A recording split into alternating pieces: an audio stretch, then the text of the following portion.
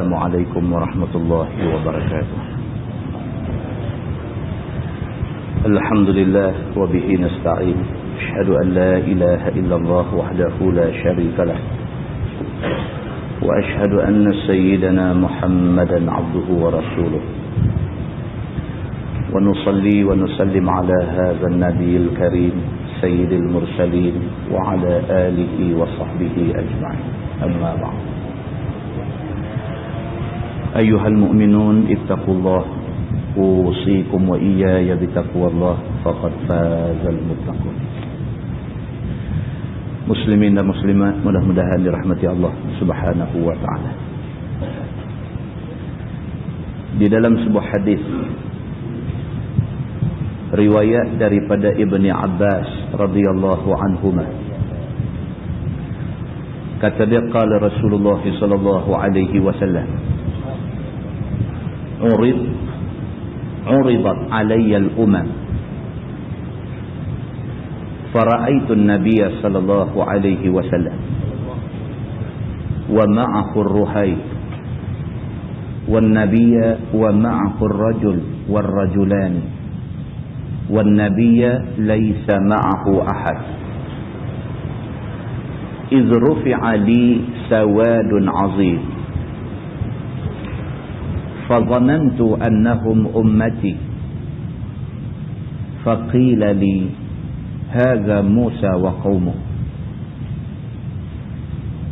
ولكن انظر إلى الأفق فنظرت فإذا سواد عظيم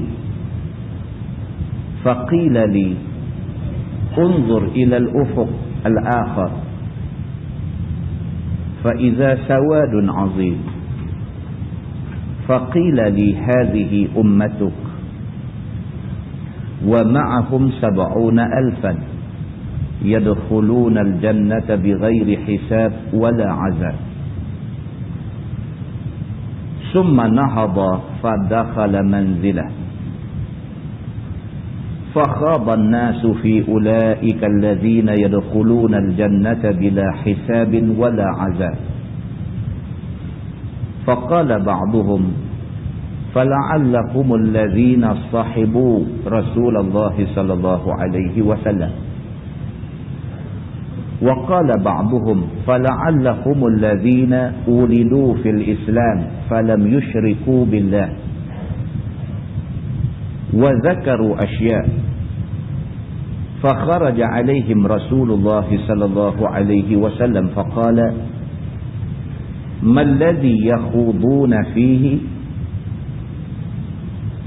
فأخبروه فقال النبي صلى الله عليه وسلم هم الذين لا يرقون ولا يسترقون ولا يتطيرون وعلى ربهم يتوكلون فقام عكاشة بن محصن فقال ادعوا الله أن يجعلني منهم فقال النبي صلى الله عليه وسلم أنت منهم ثم قام رجل آخر فقال ادعوا الله أن يجعلني منهم فقال النبي صلى الله عليه وسلم سبقك بها عكاش أو كما قال hadis muttafaqun alaih.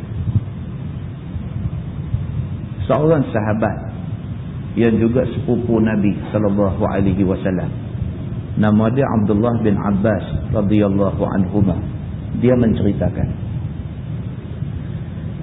kata dia, Nabi sallallahu alaihi wasallam bersabda, sabda Nabi, uridat alayyal umam, telah ditunjukkan kepada aku sekumpulan umat. Nabi sallallahu alaihi wasallam kata,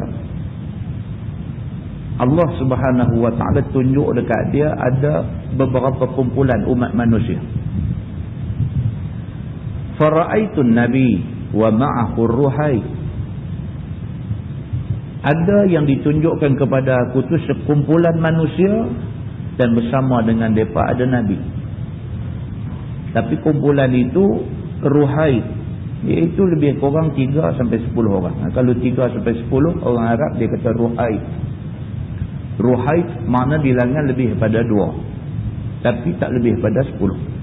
Arab panggil Ruhaid. Nabi SAW kata, Allah tunjuk dekat aku ada sekumpulan manusia. Bersama dengan manusia ni ada seorang Nabi. Tapi manusia ni bilangan dia tidak lebih pada 10 orang. Begitu. Wan nabiyya wa ma'ahu ar-rajul war-rajulani. Dan ada juga yang ditunjukkan kepada aku seorang Nabi bersama dengan 2 orang laki-laki saja. Wan nabiyya laisa ma'ahu ahad. Dan ditunjukkan kepada aku seorang Nabi, tak ada siapa pun dengan dia. Begitu. Iz rufi'a li sawadun azim. Tiba-tiba ditunjukkan pula kepada aku ada sekumpulan manusia yang sangat ramai. Sehingga ramai mereka ni, Nabi kata sawadun azim. Sawad makna dia hitam, azim besar. Satu kelompok manusia yang ramai nampak berkeritan. Itu maksud dia.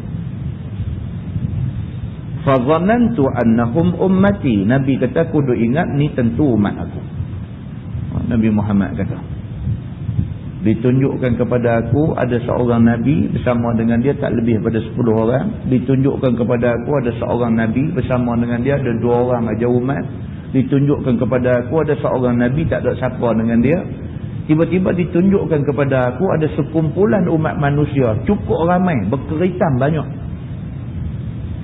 Fa dhanantu annahum ummati. Nabi kata aku duk sangka ni tentu umat aku. Hak ramai ni tentu umat aku. Faqila li hadza Musa wa qaumuh. Tiba-tiba diberitahu kepada Nabi SAW, hak nampak ramai ni adalah Nabi Musa dengan kaum dia. Nabi Musa dengan kaum dia. Kaum Nabi Musa ramai. Walakin unzur ila al-ufuq. Kemudian suara tu kata dekat Nabi, tapi cuba kamu beralih tengok belah ufuk sana, tengok belah penjuru yang satu lagi. Fanazartu. Nabi kata aku pun tengok. Fa iza sawadun azim. Tengok-tengok di sana ada sekumpulan lagi ramai orang. Faqila li unzur ila al-ufuq al-akhar. Dan suara tu kata lagi beralih tengok balik penjuru ni pula macam mana. Fa iza sawadun azim. Tengok balik ni pun penuh juga manusia, lebih ramai daripada hak tadi pula. Faqila li. Dan suara tu kata dekat Nabi, hazihi ummatuk. Dia kata inilah umat kamu. Oh, tu dia. Ada Nabi umat seorang aja. Ada Nabi umat 2 orang aja. Ada Nabi umat 10 orang aja. Ada Nabi umat ramai, tetapi tak boleh nak lawan ramai umat Nabi Muhammad sallallahu alaihi wasallam. Macam tu. Wa ma'hum 70,000 yadkhuluna al-jannah bighairi hisab wala 'azab. Seorang ni kata ke Nabi pula, dia kata umat kamu yang begitu punya ramai, kamu tengok balik sana pun ramai, tu umat kamu tengok balik sini pun ramai, tu umat kamu. Bersama dengan hak ramai-ramai ni, dalam kumpulan ramai-ramai ni ada 70,000, ada 70,000 orang yang depa ni semua yadkhulunal jannata bighairi hisab wala azab. Depa akan masuk syurga tanpa hisab dan depa tidak akan kena azab. Special umat Nabi Muhammad sallallahu alaihi wasallam ni, satu special dia pasal ramai. Yang kedua special dia daripada ramai itu ada 70,000, ada 70,000 orang yang Allah akan bagi keistimewaan. Depa ni tak kena hisab, terus masuk syurga. Summa nahadha. Lepas Nabi cerita benda ni dekat sahabat, Nabi pun bangkit, fadakhala manzilah. Nabi balik rumah dia. Rumah Nabi sebelah masjid. Raudhah tu tempat kawasan di Masjid Nabawi tu, ada satu kawasan dia panggil Raudhah. Dekat makam Rasulullah tu, itu dulu bilik Sayyidatina Aisyah radhiyallahu anha. Manakala keliling-keliling Raudhah itu adalah bilik-bilik. Tuan-tuan, dalam Quran dia ada surah, dia panggil surah Al-Hujurat. Surah Al-Hujurat, Hujurat tu daripada perkataan, satu perkataan hajarah, bilik. Hujurat maksudnya bilik-bilik. Keliling tu adalah bilik-bilik yang menjadi rumah isteri-isteri Nabi sallallahu alaihi wasallam. Nabi selepas dia cerita dekat sahabat-sahabat tentang ada Nabi, ada satu orang umat, ada dua orang umat, ada yang tak sampai 10 orang, ada yang ada ramai, tapi akulah Nabi yang mempunyai paling ramai umat. Bukan sahaja umat aku ramai, bahkan dalam kumpulan yang ramai itu ada 70,000 yang dijanjikan dapat syurga tanpa hisab. Lepas Nabi cerita yang tu, summa nahadha, Nabi bangkit, fadakhala manzilah, Nabi balik ke rumah dia. Fakhaba an-nasu fi ulaika allazina yadkhuluna al-jannata bila hisab wala azab. Bila Nabi balik rumah aja ni, sahabat tinggal ni pakat duk sembang. Tajuk sembang lepas hari tu ialah tentang golongan yang akan masuk syurga tanpa hisab dan tak kena azab. Siapa depa ni? Tu tajuk depa duk sembang. Dia ni kata macam ni, dia ni kata macam ni, dia ni kata macam ni. Masing-masing pakat duk bagi pandangan. Siapa dia yang akan masuk kumpulan 70,000 yang tak kena hisab terus dapat syurga ni siapa? Faqala ba'duhum, sebahagian kata, fala'allahumul ladzina sahibu Rasulullah sallallahu alaihi wasallam. Sebahagian kata hak masuk dalam kumpulan 70,000 yang akan masuk syurga tanpa hisab ni ialah orang-orang yang depa ni menjadi sahabat rapat Nabi sallallahu alaihi wasallam. Siapa yang menjadi sahabat, bahkan sahabat yang rapat betul dengan Nabi, inilah 70,000 yang akan masuk syurga tanpa hisab. Itu pendapat. Wa qala ba'dhum, sebahagian lagi pula kata, fala'allahumul ladzina wulidu fil Islam falam yusyriku billah. Sebahagian lagi pula kata, tak mesti sahabat saja. Kalau sahabat saja, nayalah orang yang tak dah jumpa Nabi.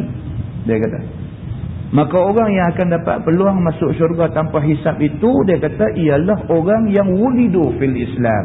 Dia dilahirkan dalam keluarga Islam. Beranak-beranak memang Islam, ayah Islam. Falam yusyriku billah. Dan dia sampai mati, dia tidak syirik Allah sikit pun. Orang yang macam ni dapat peluang untuk masuk syurga tanpa hisab. Wa zakaru asya, dan macam-macam lah, kawan ni kata lagu ni, kau ni kata lagu ni, masing-masing bagi pandangan masing-masing. Fa kharaja alaihim Rasulullah sallallahu alaihi wasallam faqala, Nabi duduklah rumah ni, duduk dengar depa duduk sembang. Bila Nabi dengar hang kata lagu tu, aku kata lagu ni, Nabi keluar mai dekat depa.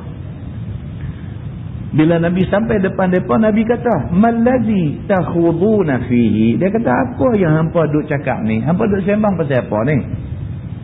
Fa akhbaruhu, maka sahabat-sahabat pun menceritakan kepada Nabi, kami duk sembang pasal hak 70,000 nak masuk syurga tadi ni. Siapa dia yang akan dapat masuk dalam kumpulan 70,000 tu?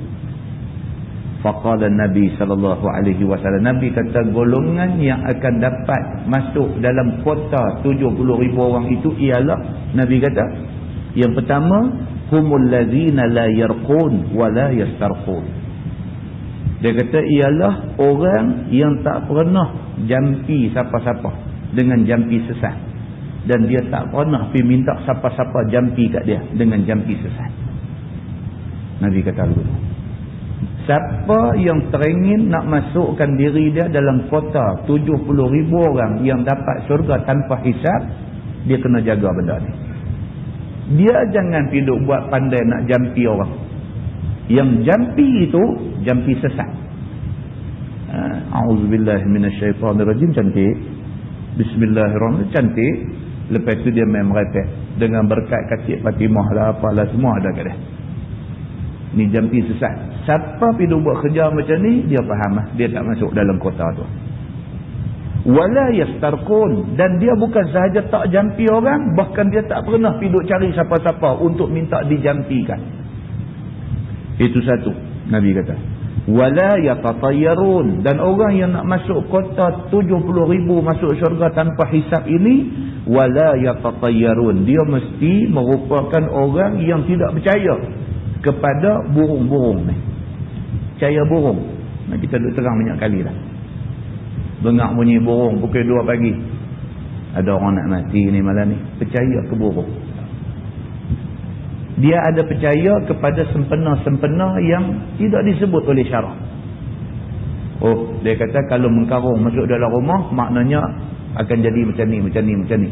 Ini semua termasuk di dalam yatatayyarun. Daripada perkataan tayrun, makna dia burung. Yatatayyarun, maksudnya orang yang percaya jenis burung-burung bunyi dan sebagainya. Jaga daripada terlibat dengan benda-benda macam ni. Wa ala rabbihim yatawakkalu. Dan Nabi kata orang yang akan dapat masuk dalam kota 70,000 masuk syurga tanpa hisab itu ialah orang yang bertawakal hanya pada Tuhan. Dia apa pun, last kali dia balik kat Tuhan. Apa pun, dia kata kalau Tuhan nak bagi, kita dapat. Dia yakin bahawa last kali Allah yang bagi final decision. Benda ni kalau Tuhan nak bagi selamat, selamat. So, kita duk sembang lah ni kan. Di masjid, di pejabat, di kedai, di tepi jalan, di market. Kita duk sembang hari-hari apa dia? Ada nak jadi perang ni. Itu tajuk orang duk sembang lah ni. Agak-agak ada nak jadi perang ni. Amerika ni dia nak serang dah Iraq. Itu tajuk orang duk bercakap lah ni. Pasal apa? Pasal kalau berlaku perang, kita kena sama. Itu masalah dia. Selain daripada hak nak kena bom, hak nak kena apa esok ni, orang Islam yang mengucap 2 kalimah syahadah, yang semayang 5 waktu macam kita dan sebagainya, anak-anak kecil yang tidak berdosa, orang-orang yang tidak sepatutnya terkorban akan terkorban dan sebagainya. Selain daripada sebab-sebab tu semua, selain daripada tu, kalau berlaku perang, semua seluruh dunia akan rasa kesan dia. Harga barang akan melambung naik bukan-bukan. Bekalan ubat dan sebagainya jadi susah. Kita tak perang ni pun bekalan dah jadi susah. Bila susah, bila barang tak ada, harga naik dan sebagainya, semua akan bawa susah kepada semua. Masalahnya ialah jadi ke tak jadi perang ni. Duk dengar makin panas, makin panas, makin panas. Kekuatan tentera makin ditambah, kapal terbang makin duk pi. Kapal yang membawa jet-jet pejuang kapal terbang makin duk tambah rapat pi ke kawasan yang nak jadi pertempuran dan sebagainya. Kita duk tengok ni nampak macam nak jadi. Nampak macam nak jadi. Usaha yang dibuat di seluruh dunia pun macam-macam. Ada ke nak jadi benda ni? Wa ala rabbihim yatawakkalun. Kita serah pada Tuhan benda ni. Doa jalan juga. Doa jalan juga, minta juga dekat Tuhan supaya jangan jadi benda ni semua. Jangan jadi. Kalau jadi, tak ada kebaikan. Sebaliknya, membawa banyak keburukan kepada semua orang. Muslimin dan muslimat yang dirahmati Allah SWT. Bertawakal kepada Allah Subhanahu Wa Taala. Bila Nabi SAW terang macam-macam tu, bangkit satu orang sahabat yang bernama Uqashah. Faqama Uqashah. Bangkit Uqashah ni, dia kata dekat Nabi, Udu'ullah an yaj'alani minhum. Dia kata, Ya Rasulullah, tolonglah doa kepada Allah supaya dalam 70,000 orang tu aku seorang masuk. Dia kata, dia tak bagi can lah. Dia kata 70,000 tu satu seat bagi kat aku dulu, apa pun bagi aku dapat tu. Faqala Nabi SAW, Nabi kata dekat dia, anta minhum. Nabi kata, Uqashah, hang tak sebimbang, hang tentu masuk dalam 70,000 tu. Alhamdulillah. Bila Nabi bagi endorsement, Nabi endorse saja, kira jadilah. Dia masuk dalam kota 70,000 tu. Summa qama rajulun akhar. Seorang syekh lagi tengok ni tak boleh jadi. Dia pula bangkit berdiri. Dia kata, Udu'ullah an yaj'alani minhum. Dia kata, Ya Rasulullah, tolong doa aku seorang lagi. Dia kata. Nabi kata dekat dia, sabaqaka biha Uqashah. Nabi kata, Uqashah dah dulu daripada hang. Dapatkan Uqashah dah tempat tu. Nabi pun senang sebab. Hadis itu hadis sahih, muttafaqun alaih. Sepakat ulama mengatakan itu hadis sahih. Muslimin dan muslimat yang dirahmati Allah SWT. Daripada hadis itu dapat kita faham. Yang pertama, jadi umat Nabi Muhammad ni bermakna kita dapat keistimewaan. Itu nombor satu. Kita ditakdirkan Tuhan jadi umat Nabi Muhammad. Kita akan minta, tak minta pun. Tapi kita dipilih untuk jadi umat Nabi Muhammad. Umat Nabi Muhammad adalah umat yang paling istimewa. Yang kedua yang dapat kita faham daripada hadis ni ialah, kalau nak masuk dalam kota 70,000 orang dapat syurga tanpa hisab, pelihara diri daripada 3 perkara. Yang pertama, jangan sekali-kali terlibat dengan jampi-jampi yang khurafat. Jangan terlibat. Yang kedua, jangan percaya kepada benda-benda karut. bunyi ni menunjukkan yang ni, jadi bunyi maknanya macam ni, tak usah percaya. Dan yang ketiga, mesti bertawakal kepada Tuhan. Mesti bertawakal kepada Tuhan. Kalau boleh jaga ke semua benda ni, Allah Subhanahu wa taala menjanjikan sesuatu yang baik bagi kita semua. Di dalam ayat 22 surah Al-Ahzab, Allah berfirman, a'udzubillahi minasyaitonir rajim. Walamma ra'al mu'minuna al-ahzab qalu hadza ma wa'adana Allah wa rasuluhu wa sadaqa Allah wa rasuluhu wa ma zadahum illa imanan wa taslima. Sadaqallahul azim. Maksud dia, dan apabila orang yang beriman melihat tentera-tentera bersekutu, Tuhan sebut ayat ni bukan saja sesuai zaman turun dia dulu, tapi setelah ni ayat ni relevan. Tuhan kata walamma ra'al mu'minuna al-ahzab, orang yang beriman apabila dia tengok tentera bersekutu. Al-ahzab maksudnya tentera daripada banyak puak bersatu jadi satu kumpulan. Macam duk jadilah ni Amerika dengan Britain dengan Australia dengan sebagainya, mereka dah bersatu, mereka menjadi ahzab, mereka menjadi tentera yang bersekutu, yang bersyarikat, yang bersatu padu. Matlamat mereka satu aja, nak musnahkan negara Islam. Bagi orang Islam, bagi orang yang beriman pula, Tuhan kata walamma ra'al mu'minuna al-ahzab, orang yang beriman apabila tengok tentera musuh dah bersatu nak lawan ni, qalu, mereka akan kata hadza ma wa'adana Allah wa rasuluh. Orang yang beriman bila tengok benda ni, mereka akan kata ni adalah janji Allah dan Rasul yang memang dah dijanjikan nak berjumpa kita. Takut tak mahu? Kalau ditakdirkan duduk dalam keadaan rakyat Iraq lah ni, takut tak mahu? Takut nak lewat apa? Kalau takdir berlaku perang, terima peperangan itu sebagai janji Allah dekat kita. Terima. Wa sadaqallahu wa rasuluh, memang benar apa yang Allah dan Rasul kata. Wa ma zadahum illa imanan wa taslimah, dan orang yang beriman bila tengok keadaan macam ni, dan tidaklah bertambah kepada mereka melainkan keimanan dan juga penyerahan diri kepada Allah semata-mata. Kalau duduk tempat orang Iraq lah ni, bila tengok keadaan macam tu, duduk dengar berita mereka tambah kekuatan, tentera duduk main lagi, duduk turun main macam-macam senjata lagi, bila tengok macam tu, satu mereka kena kata, apa dia? Hadza ma wa'adana Allah wa rasuluh, ni janji yang Allah dan Rasul sebut, dah main depan kita. Wa sadaqallah wa rasuluh, Allah dan Rasul memang betul. Wa ma zadahum illa imanan wa taslimah, keimanan dan penyerahan diri kepada Allah, bertawakal kepada Allah mesti bertambah. Baca satu aja, apa jadi pun kita buat ni kerana Allah, habis. Begitu firman Allah, a'udzubillahi minasyaitonir rajim, allazina qala lahumun nas innan nasa qad jama'u lakum fakhshawhum fazadahum imana wa qalu hasbunallahu wa ni'mal wakeel fanqalabu bi ni'matin minallahi wa fadlin lam yamsashum su' wattaba'u ridwanallah wallahu dzul fadlil azim. Sadaqallahul azim. Maksudnya Allah berfirman, allazina qala lahumun nas, bila orang berkata kepada orang-orang yang beriman, innan nasa qad jama'u lakum, sesungguhnya musuh dah berhimpun, duk kumpul kekuatan. Kalau sekiranya ada siapa-siapa main habang kat kita orang Islam ni, hampa jaga baik-baik, musuh lah ni tengah duk himpun kekuatan nak serang hampa. Fakhshawhum, orang yang main habang tu kata takutlah dekat musuh, musuh dah nak serang hampa.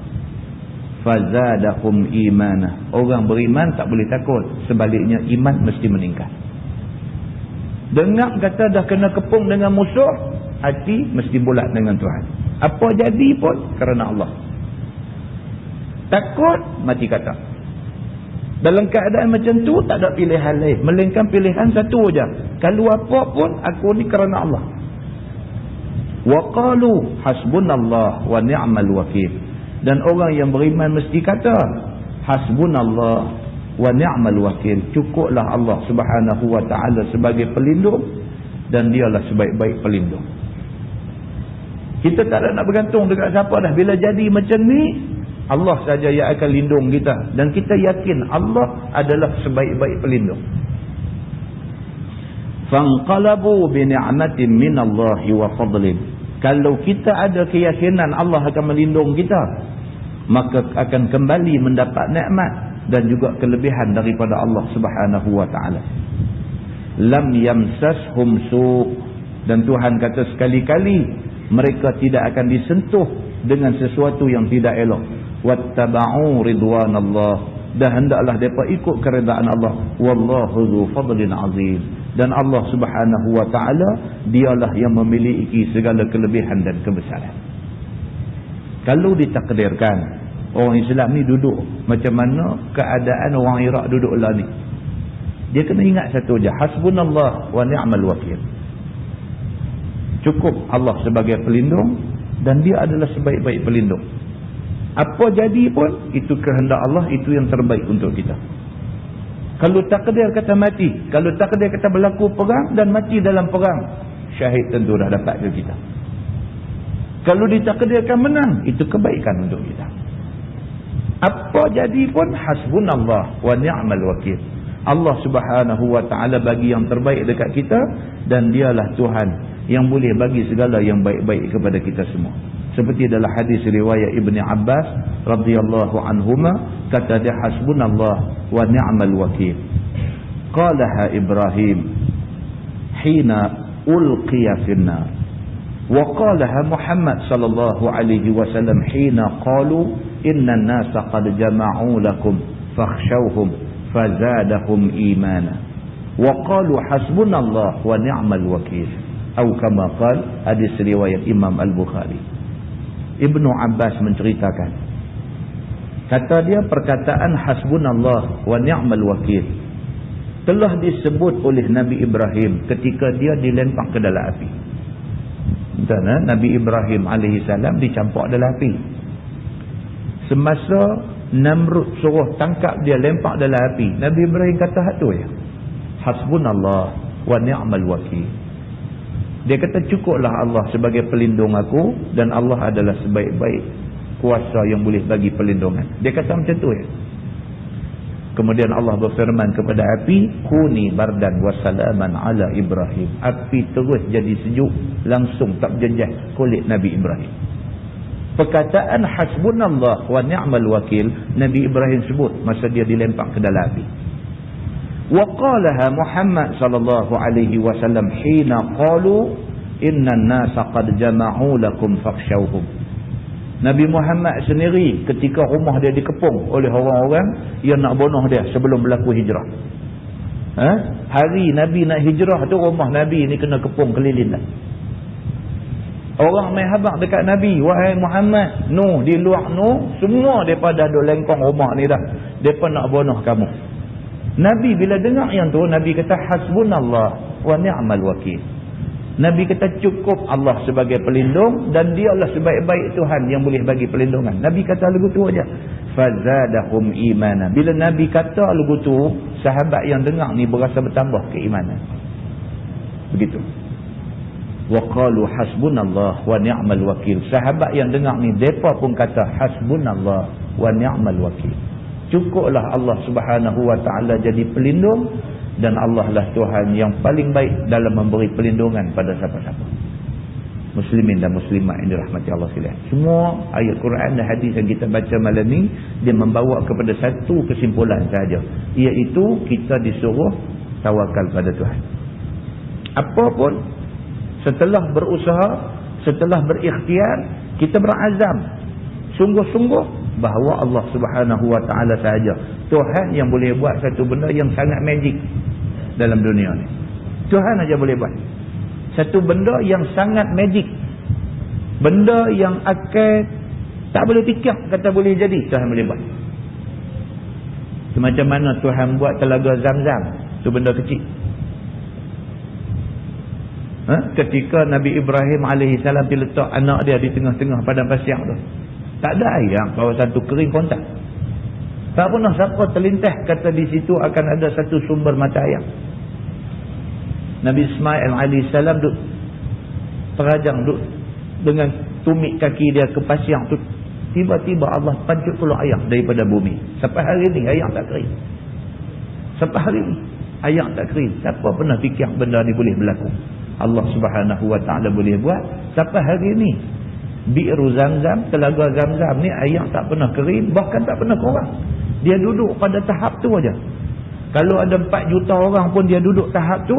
Kalau ada 1 juta orang pun dia duduk tahap tu. Kok kata nak kurang pun tak, kok kata nak melimpah pun tak. Dia duduk tahap tu aja. Cukup magic.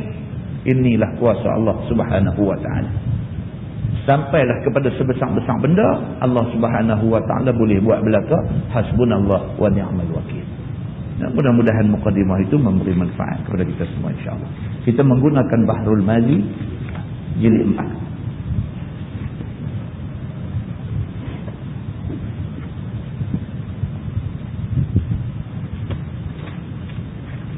Muka surat 81. Muka surat 81 bab ma zukira min ar-rukhsati fi sujud 'ala thawb fil harri wal bardi. Muka surat 81 jilid 4. Iaitu bab barang yang disebutkan padanya ketiadaan salah sujud atas kain di dalam waktu panas dan waktu sejuk. Okay. Ketahuilah saudaraku, harus sembahyang atas kain ataupun satu lapis, sebagaimana telah lalu beberapa masalah pada juzuk yang ke-13 kitab ini. Dan di sini telah dikeluarkan oleh Imam At-Tirmizi satu hadis yang menunjukkan harus juga sembahyang berlapis itu di dalam musim sejuk atau musim panas. Tuan-tuan, asal-asal hukum kain yang duk melekat ke badan kita tak boleh menghalang tempat sujud. Kain yang duk melekat di badan kita, contohnya ekor sorban ni, dia duk lekat di badan kita. Sorban dia ada ekor sorban ni dia duk melekat di badan kita. Bila kita sujud, kalau ekor sorban pergi hampang, kita sujud atas ekor sorban, sujud tu tak sah. Tuan contoh tu pun lengan baju ke ataupun apa lah, selain daripada ekor sorban, benda yang duk lekat di badan. Apa lengan baju kita jenis lebang, macam lengan baju jubah orang Arab Mesir. Dia punya luas boleh masuk 2 kepala dalam dia punya ni, lebang besar. Bila dia sujud, dia punya lengan baju terampang di tempat sujud, dia sujud atas lengan baju, tak sah. Sujud itu tidak sah, dia dianggap seperti berlatih. Macam orang pakai sorban, pakai kolom sampai tutup kening. Bila dia sujud atas kain sorban dia juga. Sujud itu tidak sah. Malam ni dia nak cerita dekat kita satu tajuk. Dia kata boleh pula sujud atas pakaian ni kalau sekiranya musim tu musim yang tersangat panas ataupun musim yang tersangat sejuk. Dia kata maka diberi pengecualian, boleh sujud di atas pakaian. Cuba kita tengok macam mana maksud dia. Hadis dia an Anas bin Malik radhiyallahu anhu qala kunna idza sallaina khalfa an-nabi sallallahu alaihi wasallam bil-dhahairi sajadna ala thiyabina ittiqa'a al-harri. Diriwayatkan daripada Anas bin Malik radhiyallahu anhu, kata dia adalah kami apabila semayang kami di belakang Nabi SAW pada waktu yang sangat panas, maka sujudlah kami atas kain-kain kami. Panas tuan-tuan tu, nak letak dai atas tanah tu, atas lantai tu panas. Kalau tak lapik dengan kain, sujud je boleh melepuh dai. Jadi dengan kerana tu sahabat-sahabat ni bila nak sujud, mereka lapik, mereka sujud atas kain. Ini cerita dia. Kerana memeliharakan diri daripada panas lantai tu. Maka kata Tirmizi, ini hadis hasan lagi sahih. Dan katanya lagi, dan pada bab ini ada riwayat daripada Jabir bin Abdullah dan Ibni Abbas, dan telah mengeluarkan hadis ini oleh Imam Bukhari di dalam sahihnya. Hadis ni kuat. Pasal apa? Pasal dia ada diriwayatkan oleh Al-Bukhari di dalam sahih dia. Begitu. Baik, masalah dia kata sujud di atas ujung kain yang berhubung dengan badan, apa hukumnya? Ini kita kata tadi ni. Kata dia dengan zahir hadis yang di atas itu telah mengambil hujah dengan yang demikian itu oleh Imam Abu Hanifah dan Imam Ahmad bin Hanbal dan Imam Malik dan Ishaq atas harus sujud di atas kain di dalam musim yang sangat panas dan juga musim yang sangat sejuk. Dan dengan dialah berkata Umar bin Abdul Aziz dan lainnya. Dan telah mentakwil akan hadis dalam masalah itu oleh ulama Asy-Syafi'iyah. Itu dia. Tuan-tuan, 3 mazhab kata memang boleh. Mazhab Hanafi, mazhab Hanbali dengan mazhab Maliki. 3 mazhab kata tak ada masalah sujud atas kain ni. Atas kain serban ke, ekor serban ke, atas lengan baju ke, apakah tak jadi masalah. Kata ketiga-tiga mazhab ni. Tapi dalam mazhab Syafi'i pula dia kata apa? Dan berkata ulama Asy-Syafi'iyah dengan sembahyang sujud di atas kain yang tidak berhubung dengan badan. Imam dalam mazhab Syafi'i pula dia kata boleh sujud atas kain dengan syarat kain tu bukan kain yang duk lekat dengan badan kita. Kalau kain tu kain serban, ya, jenis orang dia sembahyang serban dah pakai satu lagi dia buah atas bau. Satu lagi serban dia bubuh atas bau. Bila nak semayang, dia ambil serban atas bau tu, dia hampak di bawah. Maka dia sujud atas kain tu. Yang tu tak apa, kata ulama dalam mazhab Syafi'i. Dan hadis tadi ni maksud yang tu. Dia kata maksudnya kain yang tak bersambung dengan badan. Tapi kalau kain yang bersambung dengan badan, serban hak kita duk pakai, lengan baju hak kita duk pakai, ataupun apa-apa yang duk lekat di badan kita, maka bila sujud kena dia, tak boleh. Itu kata ulama dalam mazhab Syafi'i. Ataupun berhubung dengan badan yang tiada bergerak dengan gerak badan itu, dia kata. Ataupun syarat dia berhubung dengan badan tapi dia tak bergerak bila kita bergerak. Contoh dia pakai serban, ekor serban tu punya panjang sampai boleh buat sejadah sekali. Tak ada lah, tapi contoh. Pendek kata bila kita bangkit berdiri pun dia tak bergerak, dia memang permanent duduk atas lantai. Dia memang duduk tetap kedudukan atas lantai, tak apa, dia kata. Tapi kalau dia bergerak, bila kita bergerak, ekor sorban, kita panggung, dia naik sekali dengan kita. Lengan baju, kita bangkit berdiri, dia naik sekali dengan kita. Hak bergerak, ikut kita bergerak, tak boleh. Kalau hak tak bergerak, dia duduk terus itu, walaupun duduk melekat kat kita, tak apa. Itu dia kata.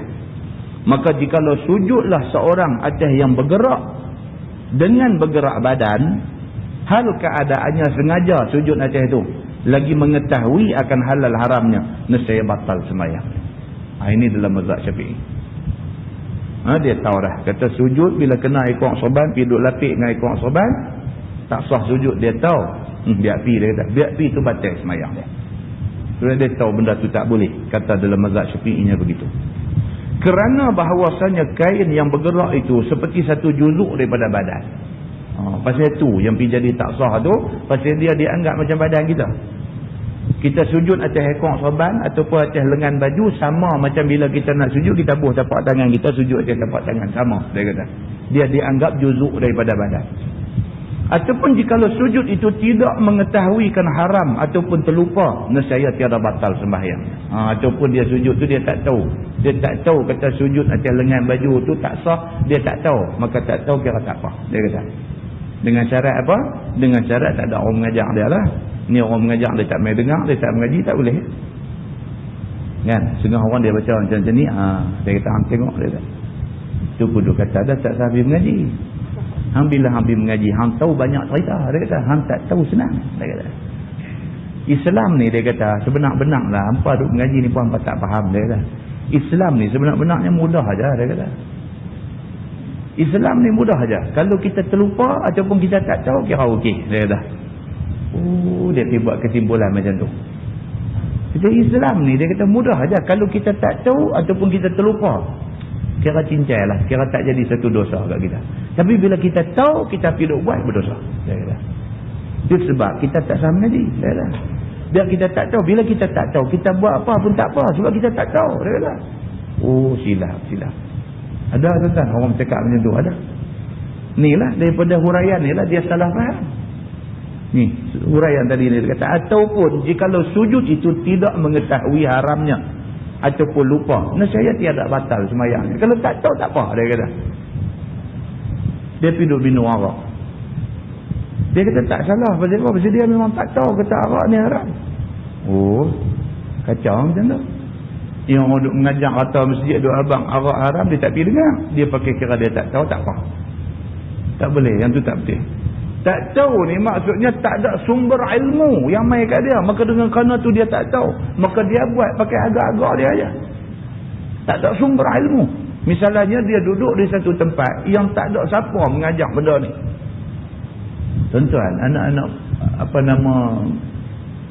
anak-anak Melayu kita yang pergi mengaji di Tokyo, Jepun misalnya. Dia pun tak ada sumber. Sumber mereka betul-betul internet ni. Sumber mereka betul-betul internet saja. Mereka nak mengaji agama nak apa ni, mereka search dalam internet saja. Cari website yang ada cerita pasal hukum hakam Islam, soal jawab agama dan sebagainya. Mereka dapat daripada situ, mereka belajar. Kalau mereka timbul kemusykilan pun di situ tempat mereka tanya. Tuan-tuan bayangkan berapa banyak website yang ada yang orang boleh rujuk lah ni. Berapa yang tu ada? Tak ada. Hak tu ada, hak ditaja oleh orang yang sebenar-benarnya nak memesongkan Islam ada. Golongan anti hadis. Ada website dia. Kalau budak-budak yang duk mengaji di Jepun di mana yang tak ada sumber agama ni pergi rujuk dekat website tu dapat kat dia. Tak ada orang yang nak bagi ilmu agama dekat mereka di tempat mereka mengaji tu, tak ada. Ni masalah dia. Kalau dia duduk dalam tempat yang macam tu sampai dia tak tahu hukum hakam tentang satu-satu benda, maka dia duk buat tu atas agak-agak dia saja, maka kes-kes yang macam ni diberi pengecualian. Bagi kes kita yang duduk di Malaysia ni, selang 5 km satu masjid, selang 5 km satu masjid, satu malam ni duduk ada sampai 2-30 masjid ada kuliah pengajian dan sebagainya, kita tak pergi mengaji, kita pergi duduk pukul kata tak tahu tak apa, jenuh nak jawab depan Tuhan. Muslimin dan muslimat yang dirahmati Allah sekalian. Dia kata tetapi wajib mengulang sujud. Yang ni kalau terlupa tadi ni. Kalau terlupa, wajib dia ulang sujud lepas tu. Dia terlupa kata tadi ni dia sujud atas lengan baju, terlupa. Dah bangkit dah rakaat yang berikut. Tadi aku sujud atas lengan baju tu, teringat balik. Teringat balik kena ulang sujud balik sebab sujud hak atas lengan tadi ni tidak terpakai. Begitu dia kata.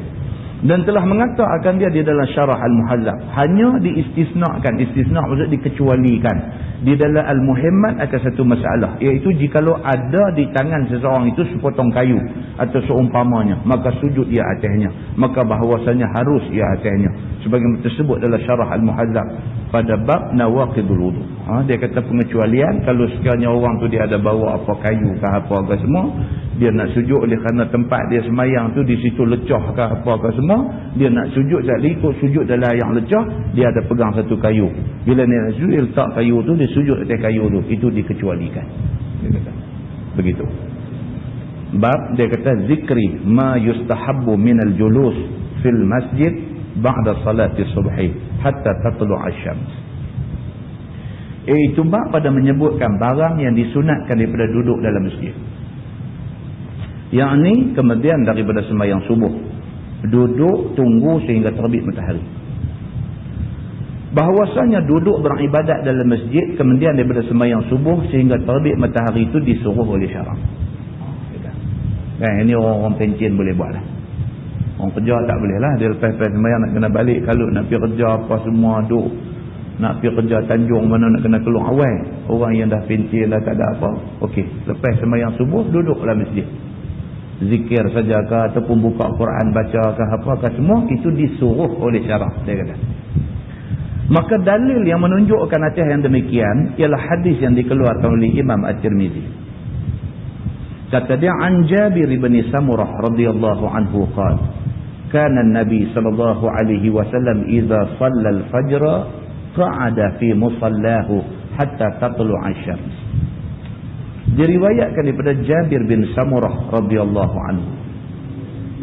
Kata dia adalah Nabi sallallahu alaihi wasallam apabila sembahyang dia akan sembahyang subuh, maka duduklah Nabi pada tempat sembahyangnya sehingga terbit matahari.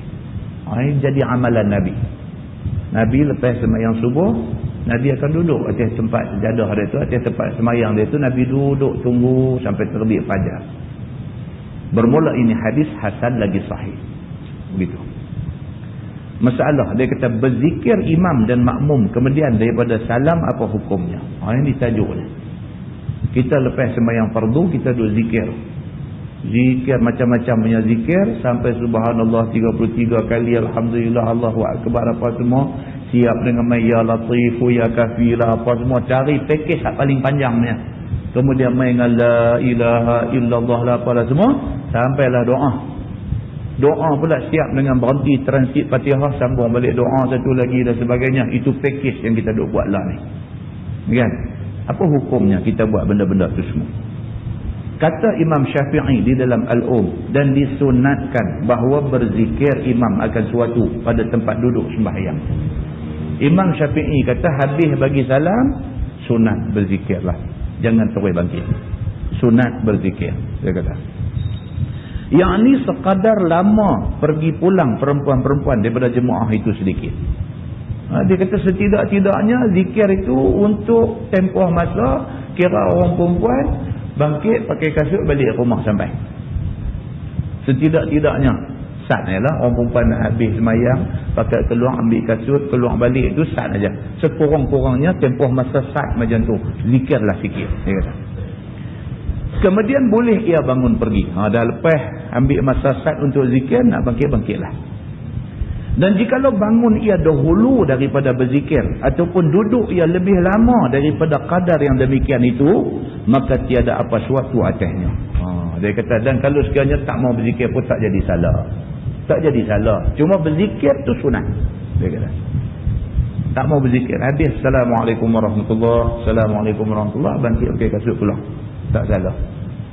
Tak salah. Cuma dia kata berzikir dulu sebelum bangkit keluar, itu lebih baik. Dia kata. Dan harus bagi makmum pulang apabila sudah selesai imam daripada salamnya. Walaupun sebelum berdiri imam. Yang ni sebelum bangun imam untuk pulang. Makmum nak balik dulu daripada tu imam, tak salah. Tu imam bagi salam aja, makmum pakai bangkit balik. Tinggal tu imam duk wirid seorang, tak apa. Tak jadi kesalahan, dia kata. Dan harus pula bagi makmum melambatkan bangunnya, sehingga harus ia pulang kemudian daripada pulang imam ataupun pulang beserta dengan imam. Boleh juga nak buat macam tu pun. Habis semayang, wirid zikir sama dengan tu imam. Tu imam habis, tu imam baca doa, kita baca doa, kita balik sama dengan tu imam pun boleh. Ataupun tu imam habis baca doa, tu imam balik, kita duk zikir tak habis lagi pun boleh. Dia kata lagu mana pun tak apa. Janji semayang aja. Kan? Janji imam punya zikir pun tak apa, kita nak zikir pendek pun tak apa, kita tak mau zikir langsung pun tak apa. Yang pentingnya semayang. Yang tu dulu. Berlama ia dengan zikir kemudian daripada sembahyang pun tak apa. Dan membanyakkan doa kerana harapkan mustajab kemudian daripada sembahyang fardu. Dan doa lepas sembahyang fardu ni kena doa. Pasal apa? Pasal itu di antara masa yang mustajab doa, macam yang disebut oleh Nabi sallallahu alaihi wasallam. Dia ada beberapa tempat yang menjadi masa mustajab doa. Di antaranya lepas sembahyang fardu. Di antaranya lagi antara dua khutbah. Di banyak-banyak sebab. Di antaranya lagi waktu hujan lebat. Hujan lebat masuk dalam masa mustajab doa. Di antaranya lagi sewaktu jundullah, sewaktu tentera Islam keluar pergi nak berperang. Masa tu kita angkat tangan berdoa, itu masa-masa mustajab doa yang sabit daripada keterangan Nabi sallallahu alaihi wasallam. Begitu. Baik, masalah berzikir kemudian daripada sembahyang dengan nyaringkah ataupun tidak nyaring. Ni pula satu bab. Tadi kita dah faham dah. Lepas sembahyang sunat berzikir sebelum keluar. Sama ada kita nak zikir sikit ke, ataupun kita nak zikir panjang ke, ataupun kita nak zikir sama dengan masa imam zikir ke, ataupun kita nak imam balik kita nak zikir lagi ke, macam mana pun tak apa. Tak jadi masalah. Baik, lah ni lepas semayang duk zikir ni adakah nak kena deras ataupun pelan? Kata Imam Syafi'i di dalam Al-Um, dan barang mana imam berzikir ia dengan nyaring ataupun dengan tidak nyaring ataupun dengan lainnya, maka iaitu elok. Dia kata zikir tu kira bagus, nak deras ke, nak pelan ke, nak apa ke, semua pun bagus. Pasal apa? Pasal zikir tu satu benda yang bagus. Dia kata, dan aku pilih, ini kata Imam Syafi'i, Dan aku pilih bagi imam dan bagi makmum bahawa berzikir ia kemudian daripada lepas sembahyang itu, dan tiada menyaringkan oleh keduanya akan zikir itu. Tapi Imam Syafi'i kata aku lebih suka wirid lepas sembahyang tu sadar. Dia kata. Imam Syafi'i kata aku lebih suka, aku pilih untuk zikir pelan-pelan. Masing-masing zikir bunyi pelan-pelan gitu, lebih khusyuk. Lebih khusyuk dan tidak mengganggu orang duduk sembahyang di belakang. Begitu. Melainkan dia kata bahawa ada ia, yakni imam yang wajib ia mengajar daripadanya, maka menyaring ia sehingga melihat dia akan sesungguhnya telah belajar orang daripadanya, kemudian tiada menyaring ia. Melainkan kalau sekiranya dia zikir derah itu dengan tujuan nak ajak makmum belakang ni, nak ajak zikir wa ilahukum ilahun wahid, baca bagi derah tu tujuan supaya makmum hakmai ni belajar, oh ni ayat kursi baca macam ni, nak ajak makmum bagi reti baca bacaan dalam zikir. Kalau tujuan tu tak apa, itu pun dia kata kalau kita dah yakin orang yang duduk belakang kita semua dah reti, tu saudara, dia kata pelan-pelan. Baik, masalah berzikir kemudian daripada sembahyang subuh dalam masjid sehingga terbit matahari, adakah kelebihannya? Lepas sembahyang subuh zikir sampai terbit matahari, bagus ke tak bagus? Telah datang hadis yang menunjukkan kelebihan berzikir kemudian daripada sembahyang subuh sehingga terbit matahari, iaitu hadisnya dikeluarkan oleh Imam At-Tirmizi. Kata dia, an Anas radhiyallahu anhu qala Rasulullah sallallahu alaihi wasallam, man shalla al-ghadah fi jama'ah thumma qa'ada yadhkurullah hatta tatlu'a asy-syams thumma shalla rak'ataini kanat lahu ka'ajri hajjatin wa umrah. Diriwayatkan daripada Anas bin Malik radhiyallahu anhu. Kata dia telah bersabda Nabi sallallahu alaihi wasallam, barang siapa sembahyang subuh ia serta berjemaah, kemudian duduk dia berzikir akan Allah sehingga terbit matahari, kemudian sembahyang dia akan 2 rakaat sunat isyraq, bukannya sembahyang sunat duha, nescaya adalah baginya, yakni pahala berzikir selepas sembahyang subuh itu seperti pahala mengerjakan haji dan umrah. Besar pahala zikir lepas sembahyang subuh. Lepas sembahyang subuh zikir duduk tunggu iktikaf dalam masjid ni sambil berzikir sampailah nampak terbit matahari, kemudian sembahyang sunat isyraq. Buat macam tu sama macam orang yang buat pahala, sama macam orang yang buat haji dan umrah, pahala dia sama macam orang yang buat haji dan umrah. Qala, dia kata qala Rasulullah sallallahu alaihi wasallam tammatin tammah. Kata Anas, telah bersabda Nabi sallallahu alaihi wasallam lagi, yakni haji dan umrah yang sempurna, yakni haji dan umrah yang sempurna. Nabi kata pula lagi, bukan pahala macam buat haji dan umrah saja, pahala macam orang yang buat haji yang sempurna dan buat umrah yang sempurna. Besar pahala tu. Kata At-Tirmizi, ini hadis hasan lagi gharib, dia kata. Itu pahala bagi orang yang berzikir lepas sembahyang subuh, zikir dalam tunggu sampai terbit matahari, sembahyang sunat isyraq, pahala Tuhan bagi kat dia macam orang yang buat haji dan umrah. Tuan-tuan, di sini kita nampak tak ada sebab ni. Tak ada sebab orang susah, orang miskin duk kata Islam ni untuk orang kaya. Kan kadang-kadang ada orang kata, dia kata depa kaya tak apalah, tiap-tiap tahun boleh pergi umrah. Dia kata begitu. Depa kaya tak apalah, tiap-tiap tahun boleh pergi umrah. Kita ni nak boleh pergi haji hak wajib sekali itu pun jenuh fikir belanja. Dah tak pergi buat umrah pun ada satu ibadat lain yang kalau kita buat pahala dia macam pahala orang buat umrah. Kan? Buat yang ni. Ni dah, hak ni tak ubah. Nak tunggu ada duit nak pergi umrah juga. Hak ni tak ubah. Sedangkan hak ni pahala sama macam pahala orang yang buat haji dan umrah. Bahkan Nabi kata pahala macam orang yang buat haji dan umrah yang sempurna. Dia kata, bukan buat kalut-kalut punya. Muslimin dan muslimat yang dirahmati Allah sekalian. Kita tengok tu sebab di Masjidil Haram ke, di Masjid Nabawi ke, apa ke semua kan, bila habis sembahyang, Assalamualaikum warahmatullahi, Assalamualaikum warahmatullahi. Tuk kata bunyi. Kan, tu imam dia tutup mikrofon lah. Kan, tidak ni masa tu wirid lah darah-darah kan. Duk ada 1 juta orang, 2 juta orang musim haji, duk ada 4 juta orang kan. Wirid darah-darah bagi bergoncang Mekah tu. Kan, la ilaha illallah, la ilaha illallah, buat lagu tu. Bagi berbeza.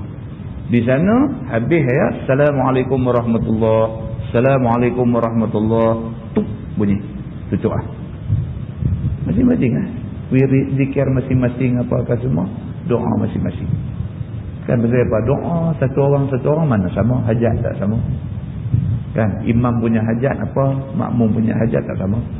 Jadi doa ni masing-masing nak minta-minta. Dan doa pun sebenarnya tidak ada disebut dalam hadis.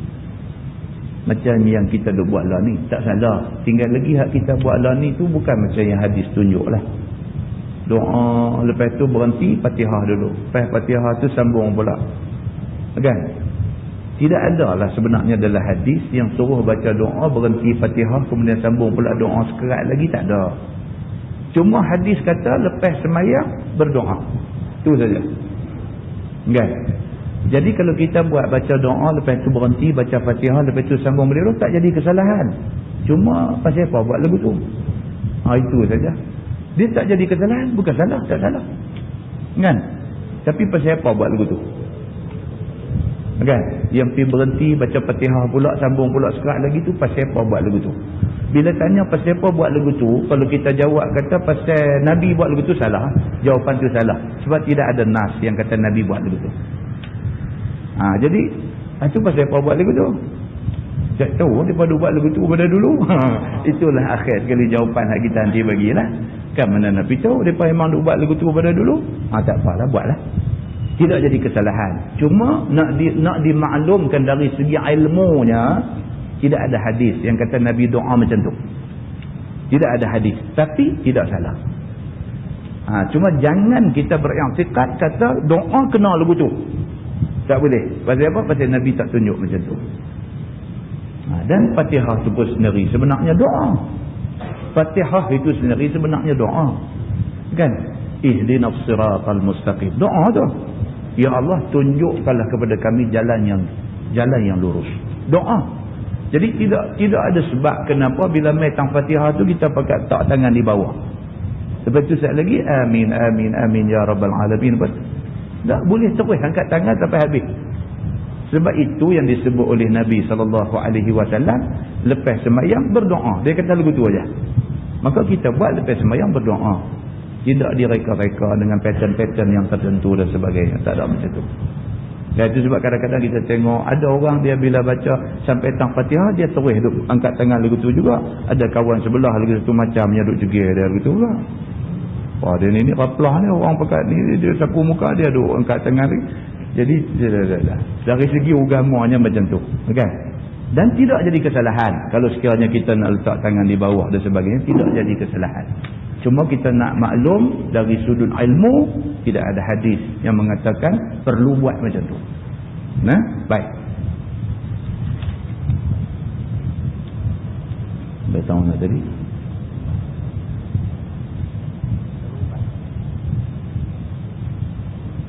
Berzikir kemudian daripada sembahyang subuh. Okey, so dia punya pahala dia cukup besar. Kita masuk tajuk baru yang bawah tu, dia kata bab ma dzukira min iltifati fi shalah. Itu bab yang menyatakan pada menyebutkan berpaling-paling dalam sembahyang. Ni pula sembahyang duk lagu duk kelin kiri kanan pula. Dah pula satu pesen sembahyang macam tu. Sembahyang India nak tengok sebelah lagu mana ke? Tengok apa dia ni tak bed bawah. Lagu tu. Boleh tak boleh semayang bila buat lagu tu? Ketahuilah saudaraku, telah dikeluarkan beberapa hadis oleh Imam At-Tirmizi yang menunjukkan beberapa masalah berpaling di dalam sembahyang itu. Dia kata ni nak cerita beberapa cerita tentang semayang mata duk tengok merata. Pertamanya kata hadisnya Ani bin Abbasin anna Rasulullah sallallahu alaihi wasallam kana yalhazu fi salah yaminan wa shimalan wa la yalwi unuqahu khalfa dhahri. Diriwayatkan daripada Ibni Abbas radhiyallahu anhuma bahwasanya Nabi sallallahu alaihi wasallam adalah dia menjeling, yakni memandang dengan ekor mata dia ke kanan dan ke kiri kerana hajat, dan tiada memalingkan lehernya ke belakang. Ni Anas bin Malik kata pernah Nabi semayang, dia kata Anas bin Malik, dia kata aku pernah tengok Nabi semayang. Nabi masa semayang mata lagu duk jelin tengok kanan, lagu duk jelin tengok kiri macam tu. Cuma Nabi jelin ni tak sampai beralih, dia kata mata saja duk jelin. Kata At-Tirmizi, ini hadis gharib, dan pada bab ini ada riwayat daripada Anas dan Aisyah. Aisyah pun ada riwayat hadis yang macam tu, yang kata Nabi semayang mata dia biasa tengok ke kiri ke kanan, begitu. Hadis yang kedua, kata At-Tirmizi lagi, an Sa'id bin al-Musayyab radhiyallahu anhu qala Anas bin Malik qala li Rasulullah sallallahu alaihi wasallam ya bunayya iyyaka wal ifata fi shalah.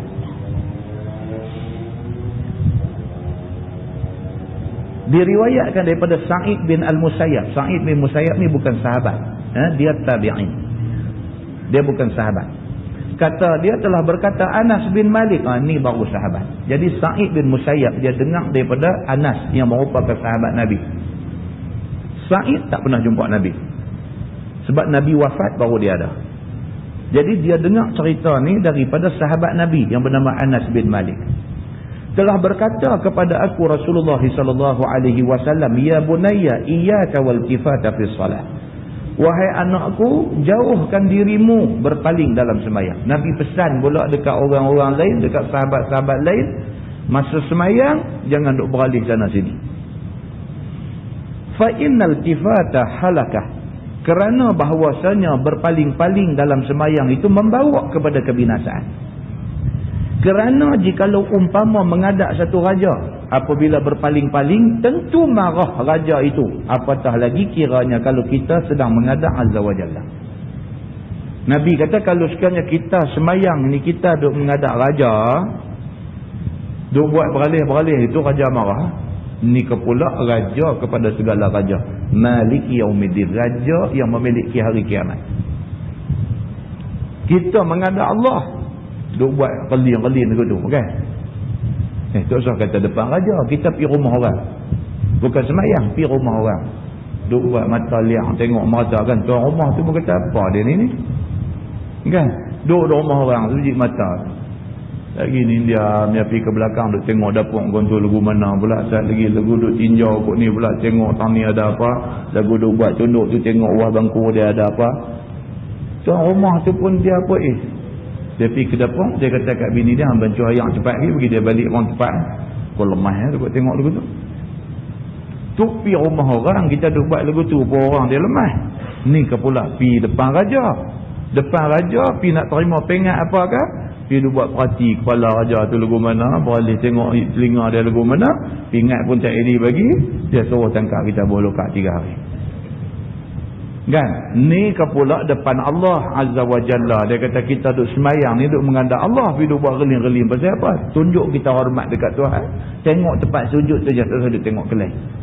Nabi kata dekat Anas bin Malik, wahai Anas, dia kata semayang tak usah duk beralih tengok sana sini. Kalau duk beralih itu halakah. Dia kata itu membawa kebinasaan pada ibadat. Dia kata fa in kana la budda fa fi tatawwu la fil faridah. Nabi kata maka jika sekiranya tak dapat tidak nak berpaling juga, maka buatlah dalam sembahyang sunat, jangan dalam sembahyang fardu.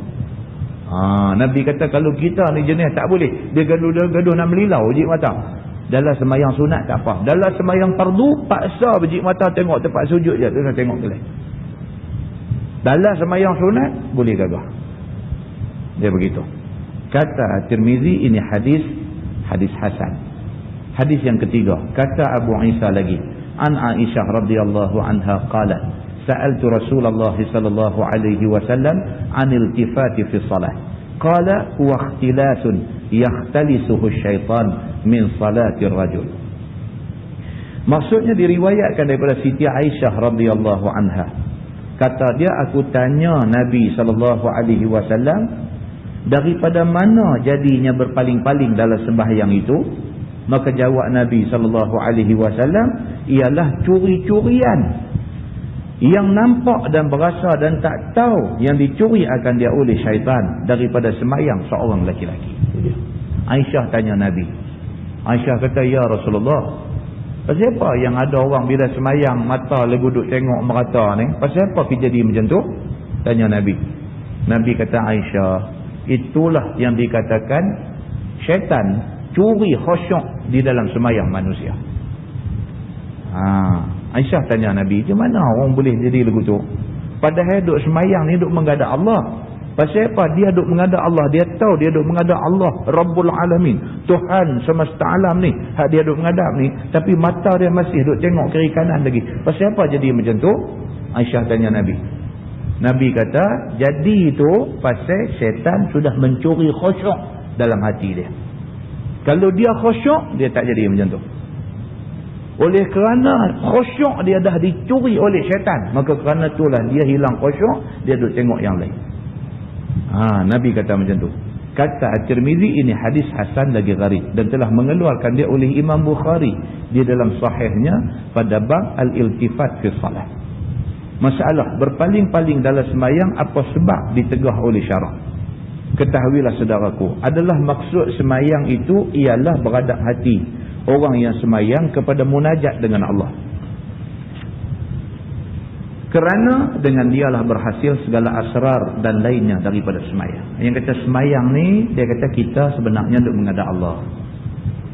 Kalau kita betul-betul dapat hakikat semayang, dapat khusyuk dalam semayang, kita dapat segala rahsia yang Tuhan nak bagi kat kita. Dia kata. Maka jadilah beradab hati kepada Allah Subhanahu Wa Taala dan beradab kepada barang yang disuruhnya itu seolah-olah mutiara besar yang berharga dalam semayang. Orang yang dapat khusyuk dalam semayang, dia macam orang yang dapat mutiara. Benda mahal lah. Diamond, benda mahal. Orang yang dapat khusyuk dalam semayang sama macam orang yang dapat satu diamond, satu berlian daripada Allah. Begitu. Dan dialah dinamakan khusyuk. Dia kata, itulah yang kata khusyuk. Tak ada ingat lain. Semayang tu kira dia solid dengan Allah. Tuan-tuan, kita muhasabah diri kita. Kita pernah tak dapat ni yang kata khusyuk dalam semayang? Lalu sahabat Nabi kan, kita dengar banyak kali orang duk sebut sahabat Nabi, bila dia semayang ni tak tahu apa dah. Kalau dia masuk medan perang, perut betih dia kena anak panah duk melekat di perut betih.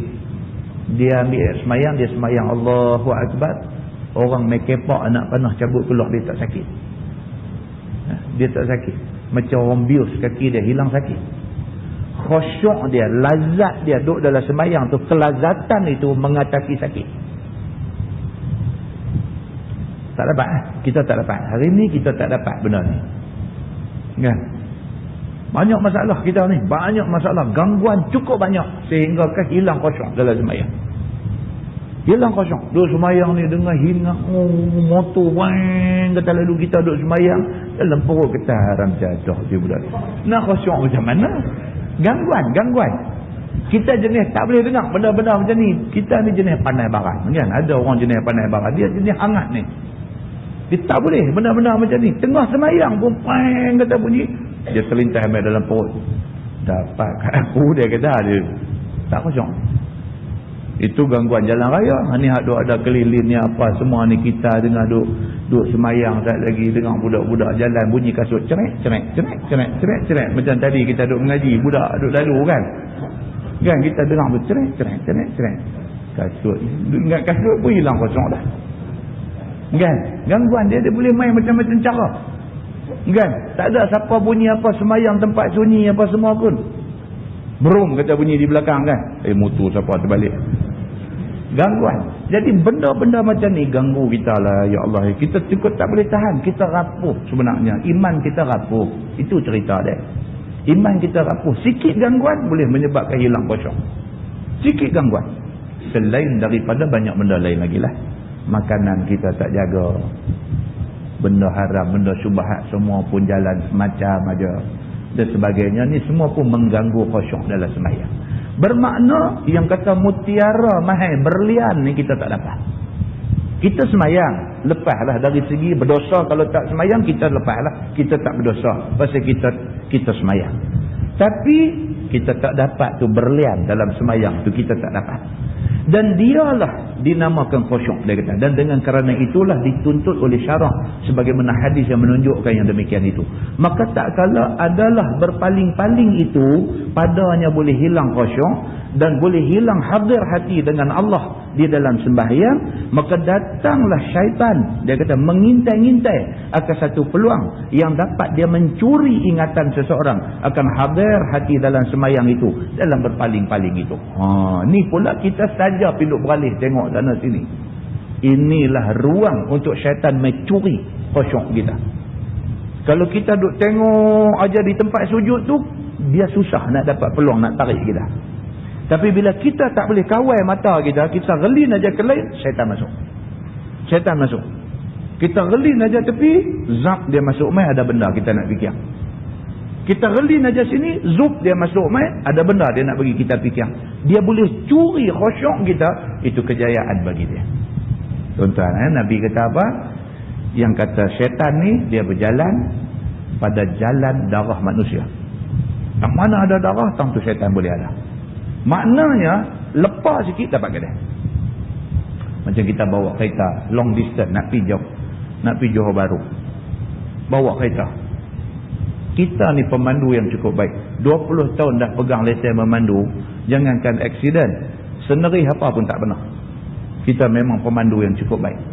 Tapi 2 second aja terlelap, kita terbabas. 2 second punya pasal mengundang padah. Nampak? Macam tu punya cerita. 2 second aja.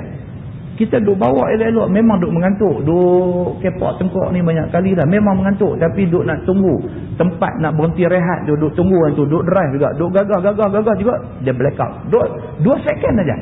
2 second blackout, divider kita bubuh lah. Boom, kata bunga-bunga habis satu keluarga dalam kereta. 2 second punya pasal boleh jadi kemalangan macam tu. Macam itulah dalam semayang. 2 second aja kita jelin ke belah kiri, syaitan masuk, dia terbabat, dia bawa kita sampai terbabat daripada khusyuk dalam semayang. Dia macam tu. Maka apabila berpalinglah orang yang semayang itu ke kanan atau ke kiri, ke atas ataupun ke bawah, maka dapatlah sudah syaitan itu akan satu peluang. Kan? Terus semayang masjid. Rap kata tengok ke dinding, tengok satu punya marmar duk ada di dinding tu. Zap kata tengok, yang ni mana Iran punya kot. Dia main dah. Dia main dah. Iran punya marmar ni gaya ni aku tak pernah tengok ni. Tapi mulut duk baca lah Maliki Yaumiddin. Iya kan. Tapi kita dah sampai di Iran. Dia macam tu. Syaitan cukup cekap. Cukup cekap. Dia paut kita sekali paut aja, boom, kita terbabat. Begitu dia kata. Maka dicurinya akan mutiara sembahyang. Seperti yang di atas tadi di dalamnya. Yang kata khusyuk tadi ni macam berlian tak ada. Dia curi kat dia. Hak tu sikit lagi nak dapat kat kita. Dengan kerana kita jelin tu, kita terlepas nak dapat berlian tu. Begitu dia kata. Demikianlah tiada lepas daripada mengintai akan peluang ke atas orang yang semayang dengan khusyuk, kerana tiada lepas daripada hatinya hendak mendaya dan hendak mencuri fikiran anak Adam, anak cucu Nabi Adam yang jadi musuhnya itu. Dia tak akan lepas peluang. Setan tak akan lepas peluang. Itu sebab kata orang lelaki dengan orang perempuan yang bukan mahram, jangan sekali-kali pergi jadi duduk sekali dalam satu tempat yang sunyi. Jangan sekali-kali. Sekali aja syaitan akan buat kita buat satu benda yang kita tak sangka kita boleh buat. Jangan buka ruang jadi macam tu, supaya jangan taat kepada Allah Subhanahu Wa Taala. Dia akan paut kita pergi buat satu benda yang menyebabkan hilang ketaatan pada Tuhan. Begitu. Dan jika sekiranya taat, maka jangan sempurna taat. Dia kata. Masalah berpaling-paling dalam semayang itu haram atau makruh? Dia kata. Kata Qisqalani, dan bermula jumhur ulama berjalan ia memakruhkan sebagai makruh tanzih berpaling dalam semayang itu. Dia kata makruh. Dan semayang duk relin tengok kiri kanan tu makruh, bukanlah haram. Dia kata makruh. Dan berkata Al-Mutawalli, haram berpaling-paling dalam semayang melainkan kerana darurah. Ada pendapat yang lebih kuat lagi, yang lebih rigid, yang lebih ketat lagi, dia kata haram. Dan ialah kaum Zahiriyah, dan setengah daripada hadis yang menunjukkan atas tegah daripadanya itu ialah hadis yang disebutkan tadi. Kata dia, sabda Nabi SAW dalam sebuah hadis lain, hai anakku, jauhkan dirimu daripada berpaling-paling dalam sembahyang. Kerana bahawasanya berpaling dalam sembahyang itu membawa kepada kebinasaan. Maka jika tak dapat tidak daripadanya, maka perbuatlah dalam sembahyang sunat. Jangan buat dalam sembahyang fardu. Ada hadis pula Nabi kata lagu tu. Kalau tak boleh, biji mata ni dia gatal nak tengok kiri kanan, tunggu sembahyang sunat sekejap lagi kalau nak tengok. Masa sembahyang fardu, tengok satu tempat aja, tengok tempat sujud. Tak usah duk tengok ke lain. Dan lagi menunjukkan tegah itu oleh hadis Abi Daud dan mentashihkan dia oleh Al-Hakim. Sabda Nabi, sentiasalah Allah Ta'ala beradab atas hambanya dalam sembahyang selama tiada berpaling ia. Maka apabila berpaling mukanya, maka berpalinglah Allah daripadanya. Ada pula satu hadis kata, selama kita duduk sembahyang, duduk tengok ke depan satu tempat aja, Allah pun seolah-olah duduk mengadap kita. Tapi kita beralih aja ke lain, Allah akan berpaling tinggal kita. Dia macam tu. Pasal apa? Pasal beralih ke lain tu tunjuk tak hormat. Kita dengan anak kita bagi nasihat dekat dia. Kalau kita bagi nasihat ke dia, dia tunduk depan kita, dia hormat kita. Tapi kalau kita duk tegur dia, kita duk bagi nasihat kat dia, dia duk buat tengok ke lain, dia tak hormat kita. Kita pun sebagai bapa, bila anak buat lagu tu, kita rasa budak ni dia hilang hormat kat kita. Ini kepula Allah Subhanahu Wa Ta'ala. Kalau sembahyang kita dalam keadaan tunduk, Tuhan tahu kita hormat dia. Bila kita buat beralih ke lain, kita kurang hormat, maka Allah berpaling daripada kita. Itu dalam sebuah hadis. Dan dalam sebuah hadis lain pula dia kata, dan bagi Bazar daripada hadis Jabir dengan isnad padanya Al-Fadl bin Isa, sabda Nabi SAW, apabila berdiri seseorang dalam sembahyang beradab Allah Ta'ala atasnya dengan wajahnya, maka apabila berpaling ia, berfirmanlah Allah, wahai anak Adam, kepada siapa engkau berpaling? Adakah kepada orang yang lebih baik daripada aku? Maka hendaklah beradab engkau kepada aku. Maka apabila berpaling lagi manusia itu, berfirman Allah, seumpama yang demikian itu juga. Maka apabila berpaling ia pada kali yang ketiga, maka memaling Allah akan wajahnya daripadanya sama sekali. Itu dia. Ini dalam satu hadis lain pula, Nabi SAW kata, kita bila duduk semayang, Allah pun duk menghadap kita. Allah terima kita duk menghadap dia. Bila kita berpaling ya sekali, mata tengok ke lain ya sekali, Allah akan tanya, wahai anak Adam, hang beralih tengok siapa? Adakah hang beralih tengok tu satu yang lebih baik daripada aku? Saat lagi kita keling ke lain pula, Tuhan tanya lagi sekali, wahai anak Adam, hang beralih tengok siapa?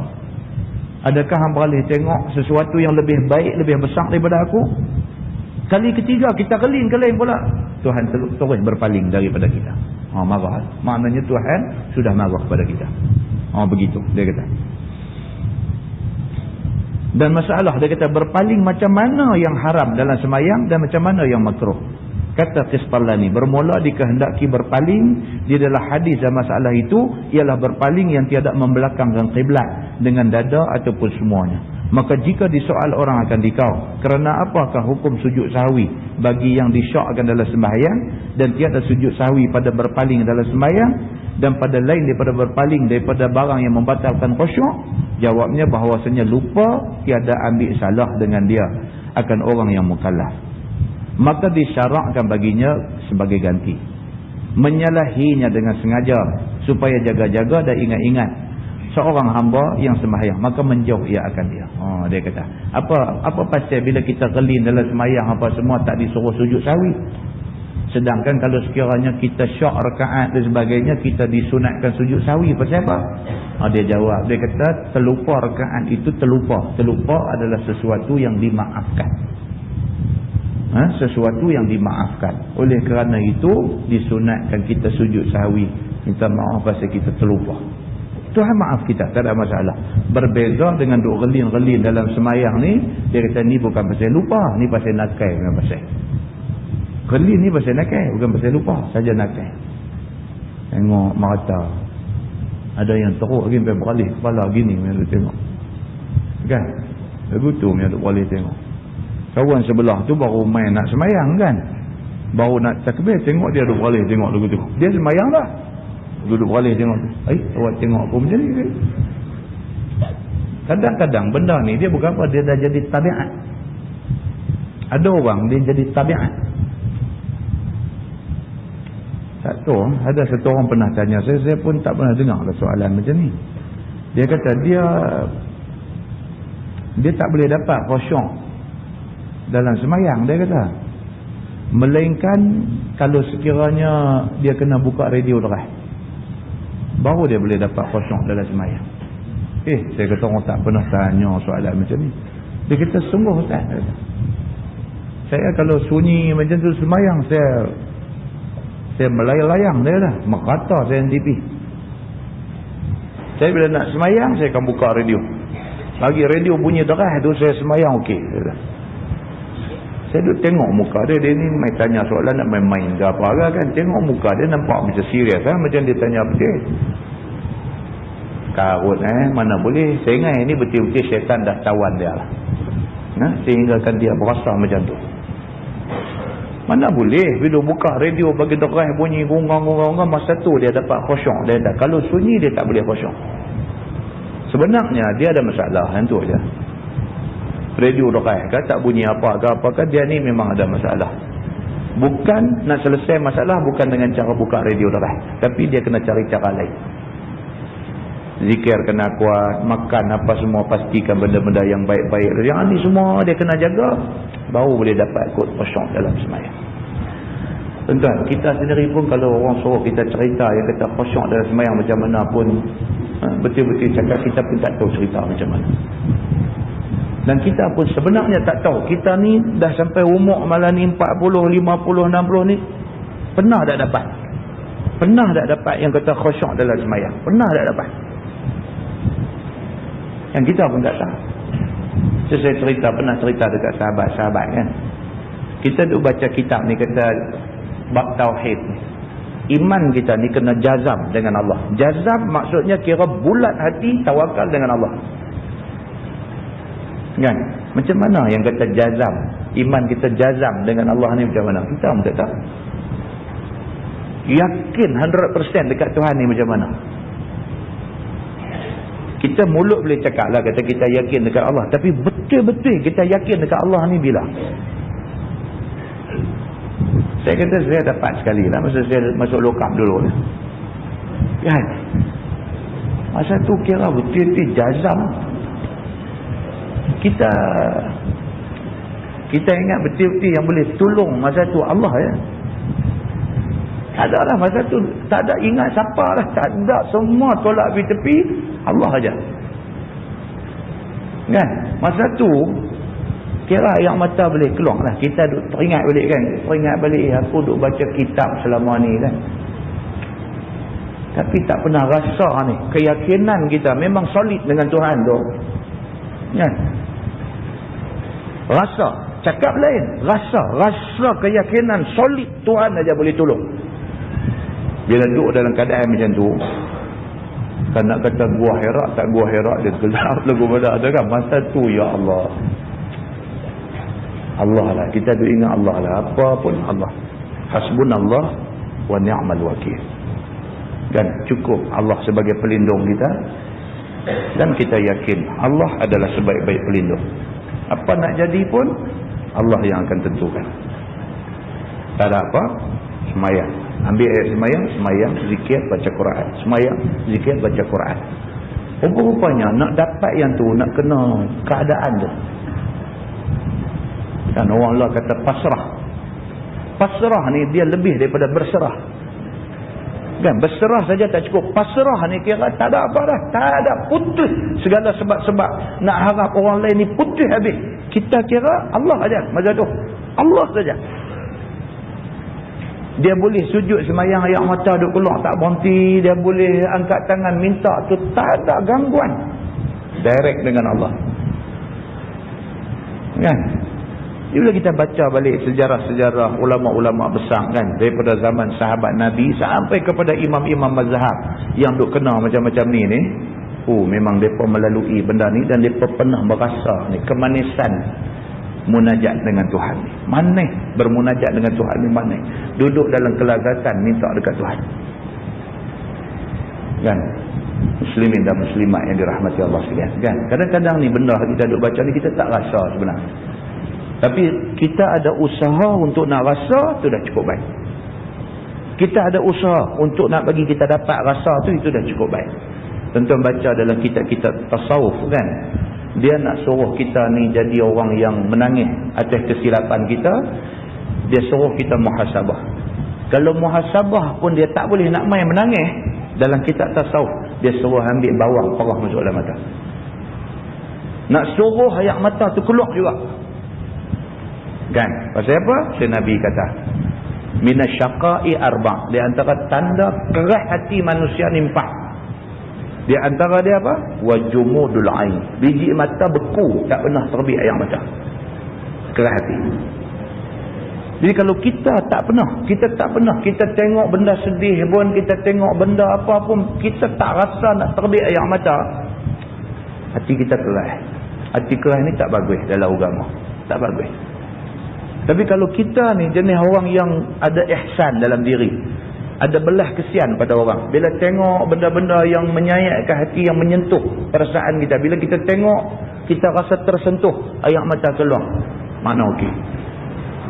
Kita ada lembut hati. Lembut hati tu nak kena mujahadah, nak kena train dia, nak kena asuh dia, nak kena didik dia, bagi kita ni jadi manusia yang ada benda-benda yang Allah suruh bagi ada dalam diri kita. Tuan-tuan, anak-anak kita kalau tak ada perasaan ni, dia tak jadi anak. Dia jadi musuh dalam rumah tangga kita, dia jadi duri dalam daging kita. Anak-anak kena ada sifat ni. Sifat bila kita panggil duduk depan, kita cakap kat dia, abang buat macam ni, ayah rasa sedih apa semua, dia boleh menangis. Anak kita ada potensi boleh jadi orang yang baik-baik. Kita panggil dia duduk depan, kita cakap kita tu, dia boleh menangis. Lepas tu dia boleh, lepas habis kita cakap, kita kata okey, pi. Sebelum dia pi, dia pegang tangan kita, dia cium, air mata dia duduk meleleh, dia alhamdulillah. Kita boleh pi ambil ayat semayang, sujud syukur. Tuhan bagi kat kita anak macam ni. Berbeza dengan anak kita, kita panggil mai, kita duk cakap ke dia, dia duk buat tahiran. Sampai last kali kita tak boleh kontrol marah, kita pergi kata kat dia, ayah menyesal dapat anak macam hang ni. Dia kata betul, ayah menyesal, dia naik pergi, dia siap beg, dia nak keluar. Tuan-tuan, dapat anak macam ni macam mana? Kita dah tak boleh tahan dah, kita cakap nampak dia macam tak berubah, kita pergi keluar kalam tu. Kita pergi keluar kalam kat dia, kita kata ayah menyesal dapat anak macam hang ni. Dia dengar macam tu, bukan dia nak terkejut. Dia kata betul, dia naik pergi, dia siap beg, dia galas beg buat turun. Kita nak kata apa tuan? Kita nak kata kat dia, dah ayah minta maaf, habis kita. Kita pula minta maaf kat dia, habis kita. Kita tak tahan dia, dia keluar sungguh pis, tak balik ke apa, jadi rosak macam mana ke, kita sampai mati ditimpa rasa bersalah pula. Boleh anak macam tu tuan-tuan, duri duduk dalam daging. Beralih kiri sakit, beralih kanan sakit, duri duduk dalam. Bergerak sakit. Kita cek balik, muhasabah balik, rupanya punca mai pada kita je. Kita pun bukan satu orang yang ada rasa belah kesian dalam diri. Kita tak pernah keluar air mata kerana takut pada Allah Subhanahu Wa Taala. Tuan-tuan, ini modu kena muhasabah. Ngaji agama bukan nak untuk cari ilmu, nak jadi pandai aja. Ngaji agama ni nak perbaiki diri.